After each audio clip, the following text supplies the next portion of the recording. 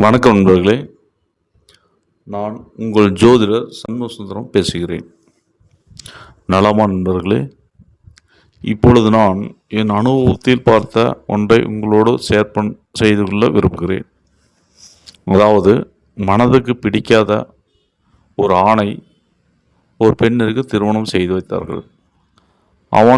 அவளுக்கு சுத்தமாக பிடிக்கவில்லை. இருந்தாலும் பல்லை கடித்து கொண்டு அவனோடு வாழ்க்கை நடத்தி கொண்டிருந்தாள். நாள்கள் சென்றன.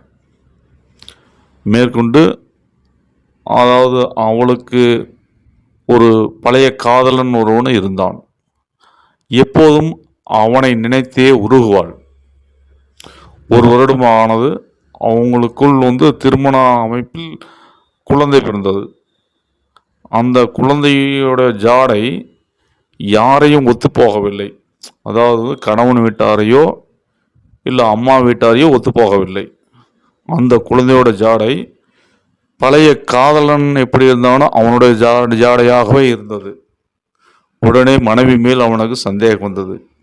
இந்த குழந்தை எனக்கு பிறக்கவில்லை என்று அவன் வாதாடினான்.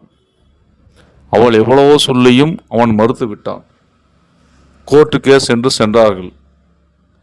பிறகு பரிசோதனையில் மருத்துவ பரிசோதனையில் அந்த குழந்தை இவர்களுக்கே பிறந்தது என்பது தெரிய வந்தது.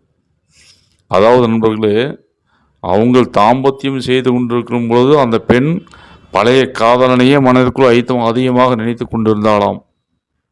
அதனால் அப்படி குழந்தை பிறந்திருக்கிறது. ஆனால் குழந்தை பிறந்ததுக்கு காரணம் அவள் மனதுக்குள்ளே நினைத்து கொண்டிருந்ததால் மட்டுமே ஒழிய தவறான வழியில் அது பிறக்கவில்லை.